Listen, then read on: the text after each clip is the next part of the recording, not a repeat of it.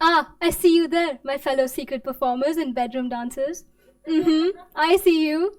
You may think you're safe belting out your own personal concert in the shower or bursting out those epic dance moves in the comfort of your own room. I think we all do it, no? Maybe you don't. Maybe you just don't dance. And in that case, I am truly, deeply, very sorry for you. But I am convinced that I can change your mind in the next 7 minutes. Whatever your involvement with dance may be, I am here to emphasize that dance has the potential to be so much more in your life. Today, I stand before you as a proud dancer who started learning Bharatanatyam, an Indian classical dance form, at the age of 5. As you can see from these images, I was probably at my happiest when I was about to dance. What you don't see is that I was also at the brink of collapsing from nerves in almost every single one.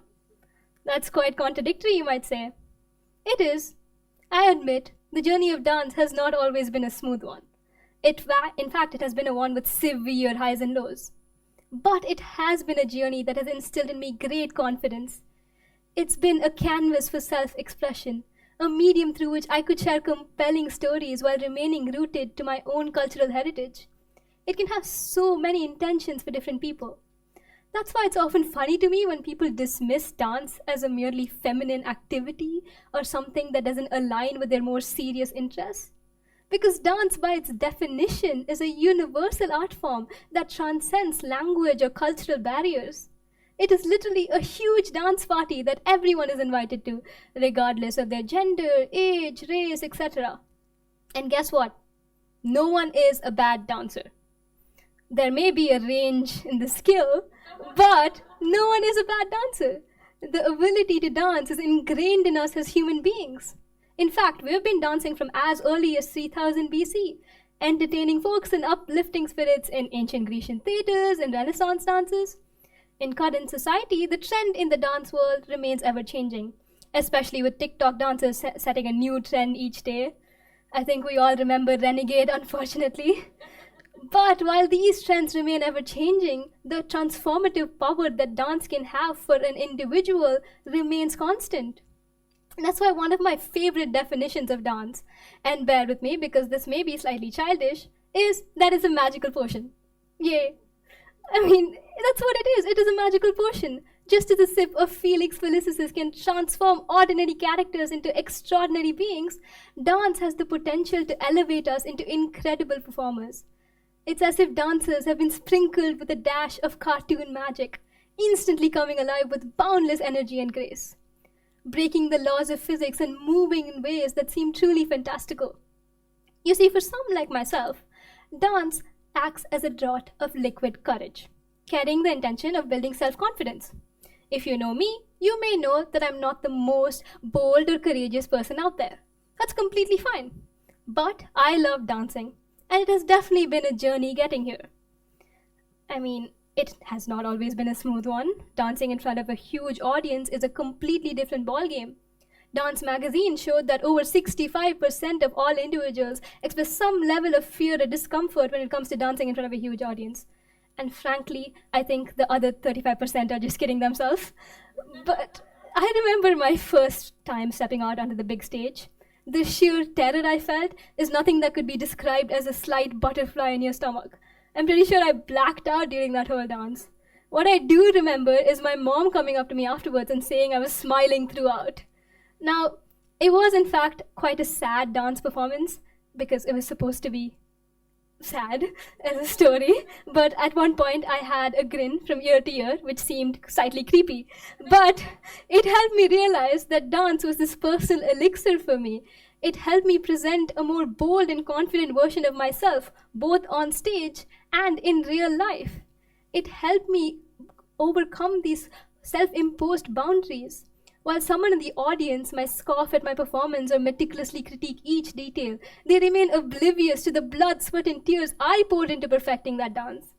And you know what? When it comes to dance, I don't really have any regrets. I retract that statement. I may regret that ill-fated attempt to backflip off my bed and break my nose for the 3rd time. But other than that, it has been a pretty smooth journey. And that's why the next time you guys are nervous, I encourage you to dance. Scared about an interview? Just shimmy it out before entering the room. I'm not kidding. Are you stressed? Do you just need a burst of self-confidence? Dance, and all will be well again for a little bit. Now, for those of you who seek therapy in dance, I must acknowledge the incredible power it holds. However, I would suggest seeking professional help, just in case. Just in case. I mean, research has shown that dance can be therapeutic, especially for Parkinson's disease patients, because it acts as this rhythmic auditory cue for them to talk or walk to. In this way, dance can be therapeutic for different people in completely different ways. For me, dance is this potion of invisibility. It's a cloak that I can hide behind to transport into this world where I'm completely alone, a world where I'm unburdened by my inhibitions, a world where I can unleash my true potentials. I mean, I remember my GCSEs, they were a stressful time. Well, compared to IB, they were nothing really, but at the time, they were really stressful, right? So whenever I felt a bout of anxiety coming on, I just danced. It doesn't have to be complicated choreography. I'm pretty sure I danced to a choreography I had memorized from when I was 10 watching Dance Moms in my room. It wasn't very dignified, but it was helpful. I think we've all experienced the stress before an exam. So I encourage you to dance the next time you're stressed about an exam. It might help you. At least you don't have to study for a little bit. It can also carry the intention to inspire and educate us. Dance allows us to bask in each other's joy, wallow in misery, or scream in frustration. Dancers become living embodiments of these characters, painting grand tales of love, heartbreak, relief, and triumph. But it's not just entertainment, my friends. Oh no, dance can slip in some sneaky education when we least expect it. What? You want me to study while dancing, you say? Well, it's not necessarily studying, but you want to learn about historical events? You have dance. You want to learn about cultural backgrounds? You have dance. You want to spread awareness about important social issues? You got it. Dance. It's like a workout session, a history lesson, and a sociology seminar all wrapped into one groovy package. Now, doesn't that sound great? Lastly, most importantly to me, I think dance has the potential to root us in our cultural heritage while also allowing us to explore other cultures. As third culture kids, I think a lot of us have experienced being made to dislike some of our own values or beliefs. I certainly have. But Bharatanatyam has been this constant in my life that's allowed me to embrace my South Indian heritage. It's allowed me to love my South Indian heritage even when I didn't particularly like it. And that's why I love it so much. It's basically a time-traveling journey that's taken me to the time of my ancestors, allowing me to understand their beliefs, their cultures, their rituals. See, dance even managed to solve time travel. What do we need scientists for? I mean, these are just some of the amazing influences that dance can have on us. It has the power to heal, to inspire, to ignite change. It has the power to mend broken hearts and even broken noses. Through dance, we can find the beauty in life and the solace during grief.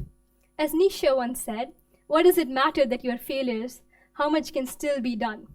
What he is trying to say in a really derogatory way is that no matter how far you've fallen or how heavy your failures may seem, you can always dance. Dance does not discriminate. It invites us with open arms to partake in its magic, to dance with ambition, to dance with passion, to dance with sheer joy. So I invite you all to join the dance journey and come dance with me. Thank you.